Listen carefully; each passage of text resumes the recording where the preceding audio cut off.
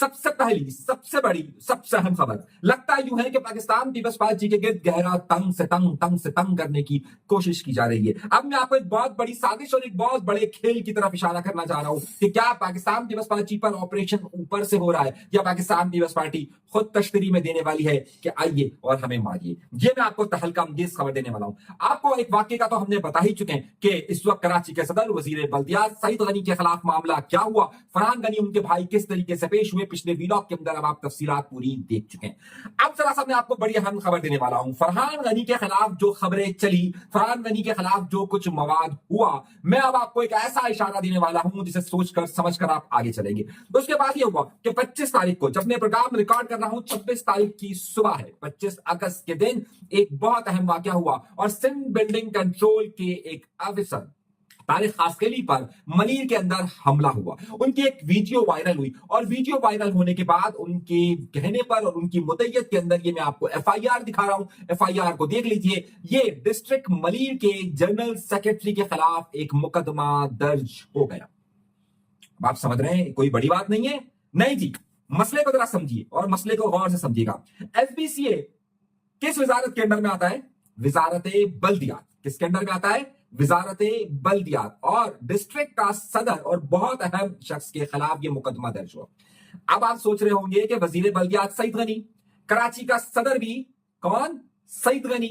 वजीर बल्दियात सईद गनी, कराची का सदर भी सईद गनी, और इदारा एसबीसीए किसके अंदर में आता है? सईद गनी के। और जिसके खिलाफ मुकदमा दर्ज हुआ यानी कि मलिक का जनरल सेक्रेटरी, वो जरा बड़ी अहम बात आपको बताने वाला हूं, वो किसके अंडर में? वो भी सईद गनी के अंडर में। अगर सईद गनी चाहते तो इस मामले को रफा दफा करवा सकते थे, पर बैठ जाते, बात कर लेते, एसबीसीए वाले को क्या लेते कि भाई ये क्या मामला हुआ है, क्यों नहीं हुआ। और एसबीसीए के हवाले से इमदाद जोखियो जाहिर है सईद गनी को फोन करते कि भाई आपकी टीम आई हुई है, ये घर को उड़ा रही है, ये घर को तबाह कर रही है, आप इस पर कुछ की, तो सईद गनी उसको रुकवा सकते थे। लेकिन ये सब नहीं हुआ, ये सब नहीं हुआ। खुद सईद गनी ने जहां अपने भाई पे मुकदमे की मुखालफत नहीं की, वहीं सईद गनी ने वाज़े तौर पर इमदाद जोखियो के खिलाफ जो हुआ उसकी भी नहीं की। ना एसबीसीए उनको बचाने के लिए आया, ना वजारत बल्दियात आई, उनके खिलाफ मुकदमा भी दर्ज हो गया। तो ये मुकदमा भी क्या किसी के कहने पर सईद गनी ने दर्ज करवाया है? अगर आप बात सुनिएगा, सईद गनी के खिलाफ जितनी खबरें चल रही हैं, सईद गनी के खिलाफ जो कुछ भी मवाद चल रहा है, वो कंट्रोल कौन कर सकता है? शर्जील इनाम नहीं बन नया जुल्फिकार मिर्जा। अब जुल्फिकार मिर्जा क्या गेम खेल रहा है, तो आप सोचिए। अगर एक भी खबर कोई बदतमीजी भी कर दे, मिसाल के तौर पर शर्जील इनाम मेमन का केस चल रहा है नैब में, कोई सहाफी में इतनी हिम्मत नहीं है कि वो नैब के इस केस की खबर को चला सके। मैं आपको बता रहा हूं क्यों नहीं चला सकता, क्योंकि उनका टीवी चैनल नहीं चलाएगा, और जो वहां पर उनसे सवाल भी पूछ ले उसकी नौकरी चली जाती है।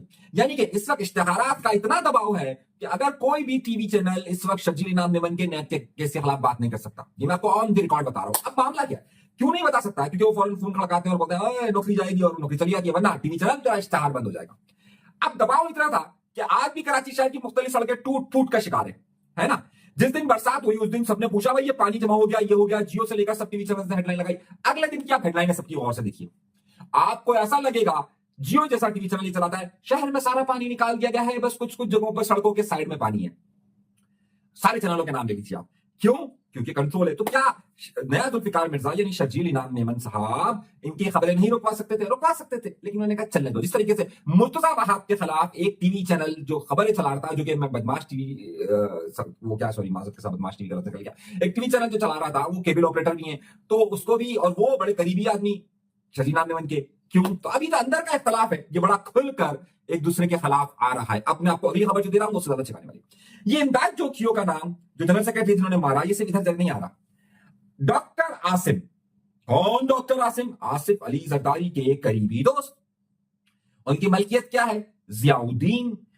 मलिक के डिस्ट्रिक्ट मलिक में ही एक जगह पर उनकी यूनिवर्सिटी बन रही है। उस मुबैना तौर पर उस यूनिवर्सिटी के खिलाफ जो एहतजाज करवाया गया, उस एहतजाज, अच्छा उस जगह पर कुछ लोगों ने कब्जा कर लिया, वो वहां किराया देते हैं। उस जो एहतजाज करवाया उसमें साजिद जोखियो का नाम आ रहा है, और इस इमदाद जोखियो का भी नाम आ रहा है। कौन से इमदाद जोखियो का? कि जो जिसका जनरल सेक्रेटरी था और जिसके खिलाफ अभी मुकदमा दर्ज हुआ, तो वहां पर उनके खिलाफ प्रोटेस्ट करवाया। तो आपको पता है कि डॉक्टर आसिम से डायरेक्ट पंगा भी लिया गया। तो बहुत सारे लोग खबरों को मिक्स करते गए, यानी कि मलिक डिस्ट्रिक्ट मुकम्मल तौर पर अलहदा चल रहा है, और जाहिर डॉक्टर आसिम के खिलाफ डिस्ट्रिक्ट सेंट्रल में या कहीं पर भी कोई बात कर सकता है। वो तो जो चाहे, जो प्रोजेक्ट चाहे वो स्टार्ट कर सकते हैं, जिस प्रोजेक्ट को चाहे बंद कर सकते हैं। रुकने वाला नहीं मेरे भाई, मैं ना प्रेशर लेने वाला हूं, सब बताने वाला हूं। इसलिए डरता मरता किसी से नहीं हूं। अब आगे आइए, अब खबर को आप देखिए, अंदर के इख्तलाफात की, अंदर की खींचातानी के मामला आप देखिए। मुझे ये बताइए कितने वुजरा, वुजरा वुजरा का लफ्ज इस्तेमाल कर रहा हूं, जिसके सईद गनी ने बेतहाशा काम किए कराची के अंदर, सिर्फ कराची के अंदर नहीं, पूरे सूबे के अंदर एज अ वजीर बल्दिया। कितने वुजरा ने उसके लिए बयान दिया है? एक भी नहीं। सदर, जो सिंध सदर है निसार खोड़ो, वो भी क्या बयान दे रहा है? ये भी जरा बड़े अहम है। ये सब मैं आपको बता रहा हूं, जरा सा अहम देखिए। ये मामला कड़ी से कड़ी, कड़ी से कड़ी, कड़ी से कड़ी, कड़ी से कड़ी मिली हुई है।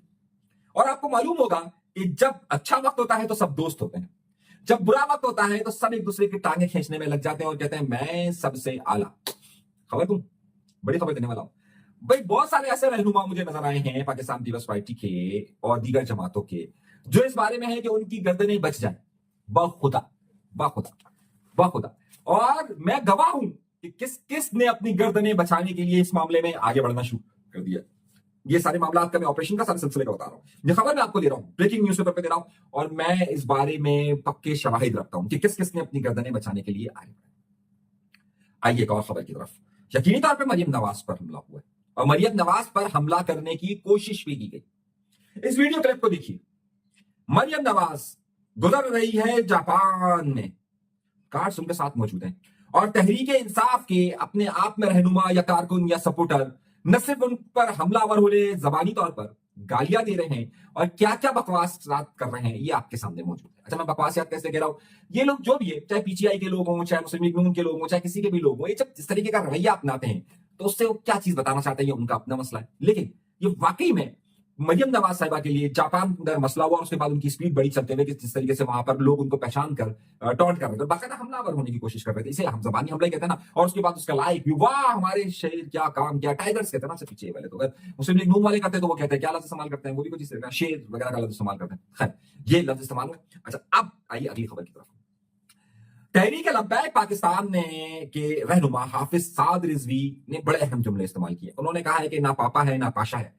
किसको कहा है उन्होंने पापा है ना पाशा है? जरा सा ये 15 सेकंड का क्लिप सुनिए। आप भी बड़े डी चौक में 120 दिन के जाके धरने देते थे, आप धरना क्यों नहीं देते हैं? वो पापा पाशा किधर गए? वो पापा जॉन्स वाले किधर गए?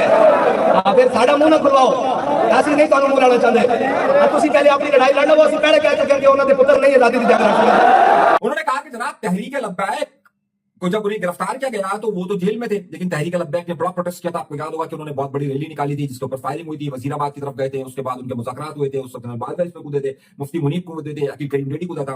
इन्होंने कहा भाई हमने तो तहरीक लब्बैक की भी इतनी ताकत थी, आप निकलो। आप क्यों नहीं निकलते? क्योंकि आपसे उसी सूरत में निकल सकते हैं जब पापा और पाशा आपके साथ हो। पापा का लफ्ज उन्होंने किसके लिए इस्तेमाल किया? हाँ, जनरल पाशा का तो उन्होंने लफ्ज इस्तेमाल कर लिया, पापा का लफ्ज किसके लिए इस्तेमाल किया? भाई पापा का लफ्ज उन्होंने इसके लिए इस्तेमाल किया है कि एक बड़े ही अहम शख्स होते थे जिनका एक पिज्जा था, नाम आपको पता है? उस पिज्जा का नाम आप मुझे जरूर बताइएगा नीचे मैसेज के अंदर। तो अब तहरीक लब्बैक इतलात, मुबैना इतलात है मेरे पास कि तहरीक इंसाफ पंजाब के अंदर ये कोशिश कर रही है कि किसी तरीके से किसी मजहबी जमात का सहारा मिल जाए उसको। मैं आपको बड़ी अंदर की खबर दे रहा हूं, अंदर की खबर दे रहा हूं, खबर दे रहा हूं, खबर दे रहा हूं, खबर दे रहा हूं। वो ये कर रहे हैं कि जनाब जिस तरीके से उन्होंने 126 दिन का धरना दिया था, तो उस वक्त आशीर्वाद से मौलाना ताहिरुल कादरी के साथ इन्होंने धरना दिया, क्योंकि इनके पास तो वहां लोग स्टे करने के लिए थे नहीं, पे तहरीक लब्बैक के लोग, सॉरी ताहिरुल कादरी साहब के लोग इस्तेमाल हुए। इन्होंने यही कोशिश मौलाना फजलुर रहमान साहब के साथ की, लेकिन मौलाना फजलुर रहमान साहब तो घाट घाट कपा नहीं किए उन्होंने। अच्छा, यही कोशिश इन्होंने तहरीक लब्बैक के साथ भी की कि तहरीक लब्बैक को पंजाब में एक्टिवेट कर ये अपने साथ मिलाए और सारे प्रोटेस्ट के अंदर और इनको ये करे। अच्छा, तहरीक लब्बैक भी अब बहुत आगे चल चुकी है, तो वो भी समझ जाती है कि कहां इस्तेमाल हो सकते हैं, कहां नहीं इस्तेमाल हो सके। तो तहरीक लब्बैक ने इनकार कर दिया। जब तहरीक लब्बैक ने इनकार किया, उन्होंने कहा भाई हमारी लड़ाई अलग है, आपका माहौल अलग है, हम अपना कांधा आपको इस्तेमाल करने के लिए नहीं दे सकते। उसके बाद तहरीक इंसाफ के लोगों ने, जो उसका सोशल मीडिया ग्रुप है, उसने तहरीक लब्बैक के खिलाफ एक पूरी कैंपेन शुरू कर दी, जिसका जवाब देते हुए हाफिज साद रिजवी ने यह कहा कि भाई करो ना, हम तो कर सकते हैं, आपके पीछे तो जब कोई होता है तभी आप कर सकते हो, उसके बगैर आप कर नहीं सकते, और 126 दिन का धरना भी इस तरह से दे सकते हो। यह है पूरी कहानी। और अगला ये खबर पे खबर, खबर पे खबर, खबर बड़ी खबर यह है कि जनाब एमक्यूएम ने कौमी असेंबली के अंदर ये इजहार किए हैं, सॉरी इजहार से लफ्ज आया, ख्वाजा इजहारुल हसन साहब का एक न्यूज साइट है टाइम्स ऑफ कराची, उसने ये बयान लगाया है कि ख्वाजा इजहारुल हसन साहब ने सिंध समेत सब जगहों पर सूबों की हिमायत कर दी। सुनिएगा, तो अगर उसी पर जो है वो नया जुल्फिकार मिर्जा, जिस खबर को आगे बढ़ा रहा हूं लेकिन पहले जरा उसको सुनिए। उसी पे नया जुल्फिकार मिर्जा भी चल पड़े और नए जुल्फिकार मिर्जा क्या कहते हैं जरा सुनिए। शर्जील इनाम मेमन साहब, नए जुल्फिकार मिर्जा। मैंने आपसे कहा था ना ये आगे आएगा, याद है मैंने आपसे कहा था। और इसका माहौल पूरा बना हुआ है जिससे जुल्फिकार मिर्जा बनने का शौक है, लेकिन इसे अंदाजा नहीं है इन्हें कि अगले चंद दिनों में होने वाला क्या है और गुड लिस्ट बैड लिस्ट में कैसे तब्दील होती है तो आपको चल जाएगा। लेकिन कहते क्या जरा 10 सेकंड का क्लिप सुना। फारूक सत्तार साहब बिल्कुल उन्होंने बयानबाजी की, उन्होंने इस चीज़ को पॉलिटिसाइज करने की कोशिश की जो कि उनका पुराना वतीरा रहा है। ये मैं बता दूं किसी के ख्वाब ख्याल में ना रहे, कोई दूसरा सूबा जो है सिंध में नहीं बनेगा। आपने सुना। आप ख्वाजा कारों साहब या दीगर लोगों ने अगर बात की तो मेरे पास उनका क्लिप अभी तक मिला नहीं है, मुझे मिल जाएगा तो मैं चला दूंगा। अभी से मैंने एक ही जगह की खबर देखी। लेकिन असल मामला तो यह है कि अगर नए सूबे के कयाम का, अब मैं आपको बड़ी खबर देने वाला हूं, जरा गौर से सुनिएगा। नए सूबे के कयाम के लिए जरूरी है कि जिस जगह पर बनना है उसकी वहां पर वो वाली असेंबली सूबे सिंध के अंदर बनना है तो सिंध असेंबली की 2/3 अक्सरियत उसे करारदाद को मंजूर करे। उसके बाद वो कौमी असेंबली, उसके बाद वो सेनेट में जाएगा, उसके बाद इसका अप्रूवल होगा और उसके बाद वो चीज बनेगी। ये है नए सूबे के कयाम का फार्मूला। तो क्या एमक्यूएम नए सूबे के कयाम के लिए, सुनिएगा गौर से, नए सूबे के कयाम के लिए इस चीज को लेकर आएगी? आज तक एमक्यूएम अपनी तारीख के अंदर कभी भी सिंध की सूबे की करारदाद सूबे असेंबली के अंदर नहीं लाई, कभी भी नहीं लाई। तो क्या अब लाएगी? क्या नए सूबे के लिए जो असेंबली का सेशन होने वाला है उसमें एमक्यूएम बात करेगी? एमक्यूएम बात करेगी? तो नहीं करेगी। तो फिर होने वाला क्या है? खबर दे रहा हूं, सुनिएगा। मेरी एक जादूगरनी ने इस्लामाबाद में मुझे ये बताया कि हाँ भाई ठीक बात है, ये कानून है कि 2/3 अक्सरियत है और एमक्यूएम नहीं दे सकती और ना ही असेंबली 2/3 अक्सरियत से अप्रूव कर सकती है। तो मेरी एक जादूगरनी ने मेरे कान में आकर बोला, भाई एक बात बताऊं, जादूगरनी देखी ना आपने, अक्सर दिखाता रहता हूं। जादूगरनी ने यूं घुमाया और घुमा कर कहने लगे कि अगर कानून तब्दील हो जाए, कानून ये है कि 2/3 अक्सरियत है, अगर ये कानून तब्दील हो जाए तो वो, क्योंकि पंजाब से ताल्लुक रखते हैं हमारे दोस्त, उन्होंने कहा तो तुझसे की कर देना। यानी मुझे उन्होंने कहा कि क्या मतलब कि आप क्या कर लोगे? सही में मेरा, क्योंकि पंजाबी मेरी आती नहीं है भाई मुझे, तो मैं थोड़ी बहुत समझ जाता हूँ। जो उन्होंने जवाब दिया वो मैंने, अगर इसका प्रोनाउंसिएशन, इसका तलफ्फुज अगर गलत हो तो माफ कर दीजिएगा, लेकिन बात उन्होंने ये कही कि अगर कानून तब्दील हो जाए तो क्या करोगे? सोचने वाली बात है। तो मैंने उनसे पूछा कि चौधरी साहब कोई बताओ, कोई कानून में कुछ पेशरफ्त हो रही है? उन्होंने कहा देखते चाहिए आगे आगे, इब्तदा है इश्क है, रोता है क्या, आगे आगे देखिए होता है क्या। खबर दी है मैंने आपको। रह गए मिर्जा साहब।